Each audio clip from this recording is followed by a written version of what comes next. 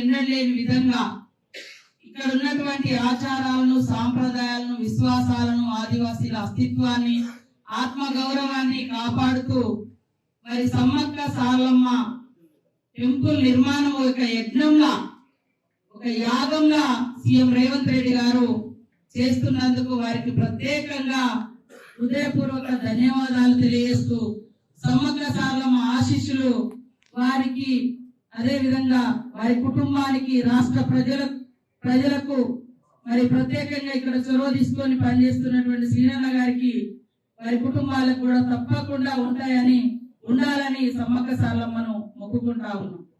ఈరోజు వాస్తవానికి 90 days machine లాగా మేము పెట్టుకోవడం జరిగింది, 90 రోజులలో చేయాలని. ఈరోజు ఎందుకంటే కొంత అక్కడ గ్రనైట్ అనేది మనకు అందుబాటులో లేకున్నా మరి అధికారులు యంత్రాంగం బయట నుంచి తీసుకొచ్చి ఇక్కడ ఫిట్ చేయడం, ఇదంతా కూడా ఎంతో కష్టంతో కూడుకున్నదైనప్పటికీ కూడా మరి అవే కాకుండా ఉట్టి శిలలే కాకుండా ఆ టెంపుల్ మీద వచ్చేటువంటి రాతి శిలల మీద మా దైవాలు, మా ఆచారాలు, మా సాంప్రదాయాలు, మా గొట్టు గోత్రం ఇవన్నీ కూడా చెక్కడంతో కూడా కొద్దిగా లేట్ అయినప్పటికీ కానీ ఖచ్చితంగా మరి 5వ తారీఖు లోపు అందించాలని కండిషన్ గా ఈరోజు శ్రీనివాస్ రెడ్డి గారు, పొంగులేటి శ్రీనన్న గారు అధికారులకు సూచించడం జరిగింది. సో తప్పకుండా తల్లి దీవెనలు ఉన్నాయి కాబట్టి, ఆ సమ్మక్క సారలమ్మ దైవం యొక్క దీవెనలు ఉన్నాయి కాబట్టి ఇంత పెద్ద కార్యక్రమాన్ని ఇంత ఫాస్ట్ గా చేయగలుగుతున్నాం. మీరు చూస్తా ఉన్నారు, ఒక టెంపులే కాకుండా చుట్టూ రోడ్లు కూడా చాలా విశాలంగా చేస్తా ఉన్నాం.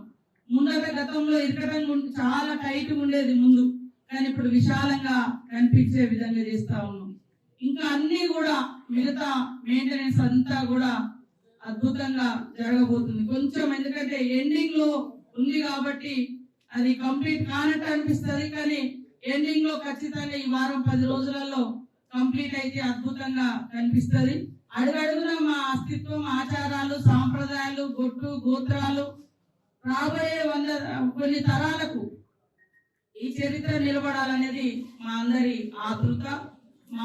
మా ఆలోచనను తగ్గట్టుగా, మా ఆశయాలకు తగ్గట్టుగా, మా విశ్వాసాలకు తగ్గట్టుగా ముఖ్యమంత్రి రేవంత్ రెడ్డి గారు మరి సీనన్న గారికి గైడ్ చేసి ఎక్కడ కూడా మరి ఇక్కడ వీళ్ళ జీవితాలకు విరుద్ధంగా రావద్దు, వాళ్ళ ఆచారాలకు విరుద్ధంగా రావద్దు అని చెప్పడంతో ప్రతిదీ కూడా పూజారుల యొక్క ఆలోచన, వాళ్ళ యొక్క ఆచారం, వాళ్ళు చెప్పిన వాటిని మేము ఫాలో అవుతూ మరి సీనన్న గారు కిందికి కూడా అదే గైడ్ చేస్తా ఉన్నారు. వారికి మరొకసారి ధన్యవాదాలు తెలియజేస్తాము.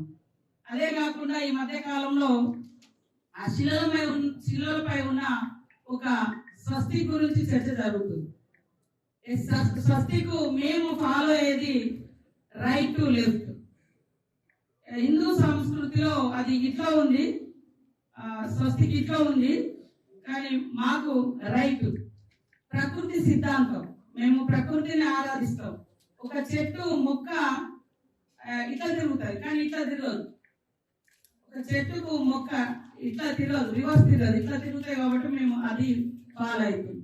ఒక సుడిగాలి కానీ, వాటర్ లో సుడి కానీ ఇట్లా వస్తుంది. మా పూర్వీకులు అదంతా మాకు తాళపత్రాలన్నీ కూడా మన పిల్లలు రీసెర్చ్ పిల్లలు ఒక టీం, అరుణ్ వాళ్ళ టీం అంతా స్టడీ చేస్తే అది పూర్వం నుంచి ఏముందో స్వస్తికి దాన్నే ఫాలో అవుతున్నాం. కాబట్టి దయచేసి ఇది హిందూ సంస్కృతికి విరుద్ధము లేకుండా ఇంకోటి అనుకోకుండా మా పూర్వ సిద్ధాంతం ఏదైతుందో దాన్నే మేము అక్కడ ఫాలో అయ్యి రైట్ స్వస్తికి పెట్టినాం. హిందూ దాంట్లో అవి లెఫ్ట్ కి వస్తున్నాయి, మాది రైట్. మాది ఇప్పుడు సూర్యుడు రైట్ టు లెఫ్ట్ తిరుగుతాడు. అదేవిధంగా భూమి అయినా తన చుట్టూ తాను తిరిగినప్పుడు, తర్వాత ఒక మొక్క సిద్ధాంతం కూడా మొక్క ఇట్లనే తిరుగుతుంది ఏదైనా తీగ పెట్టినప్పుడు.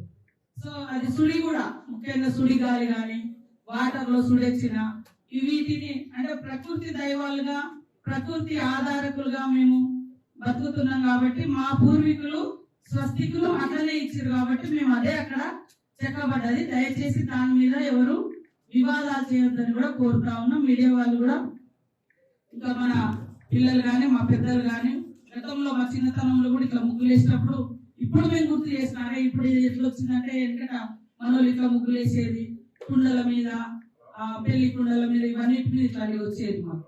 సో అది మర్చిపోకుండా దాన్ని ఇప్పుడు ఇక్కడ కూడా సమ్మక్క గోత్రం, సారలమ్మ గోత్రం, పగిడిద్దరాజు గోత్రం, గోవిందరాజు గోత్రం, మేము పూజించే జంతువులు, మా బొట్లు, మేము ఎన్ని గోత్రం అయితే అన్ని గీతలు గీసి ముగ్గులు వేస్తాం పెళ్లిలకు, పేరంటాలకు. సో అవన్నీ కూడా అక్కడ అద్భుతంగా చెక్కించబడ్డాయి. చాలా అందుకోనే డిలే అయింది, కానీ ఇక్కడ కూడా మరి మన సీనాన్న గారి పనితనంలో కానీ వారు ఇచ్చిన గైడ్ లైన్స్ లో కానీ ఇక్కడ కూడా డిలే లేదు. కాబట్టి తొందరగానే మిగతా అన్ని కూడా కంప్లీట్ చేసుకుంటామని తెలియజేస్తూ మరి మాకు సహకరిస్తున్నటువంటి మా ఎండోమెంట్ మినిస్టర్ గారు సురేఖ గారు, అదేవిధంగా tribal welfare minister Adluri Laxman గారికి ప్రత్యేక ధన్యవాదాలు. మా టీం అంతా కూడా ఖచ్చితంగా జాతర విజయవంతం కోసం కష్టపడతాం. మీరందరూ కూడా మన మీడియా, ఉమ్మడి వరంగల్ జిల్లా, అదేవిధంగా ములుగు జిల్లా మీడియా సోదరులందరూ మన ఆరాధ్య దైవాలు, మన ఓరుగల్లు పోరుగల్లు కీర్తి మరి ములుగు ప్రాంత ఇలవేల్పులుగా ఉన్నారు. కాబట్టి మనందరి ఇలవేల్పులు ప్రతి ఇంటి గడప దైవాలుగా మనకు ఉన్నారు. కాబట్టి మనం తల్లుల యొక్క ఔన్నత్యాన్ని కాపాడదామని తెలియజేస్తూ జనవరి 28 నుంచి 31 వరకు జరిగేటువంటి మరి మేడారం మహాజాతరకు తెలంగాణలోని ప్రతి గడప నుండి వచ్చి తల్లుల దీవెనలు తీసుకోవాలని విజ్ఞప్తి చేస్తూ స్వాగతిస్తూ మరి తర్వాత అత్యధికంగా వచ్చేది ఆంధ్రప్రదేశ్, అదేవిధంగా ఇంకా మిగతా అత్యధికంగా వచ్చేది కూడా మధ్య భారతంలోని ఆదివాసీలు అత్యధికంగా వస్తారు. దేశంలో కూడా వివిధ ప్రాంతాల నుంచి కూడా అత్యధికంగా వస్తారు.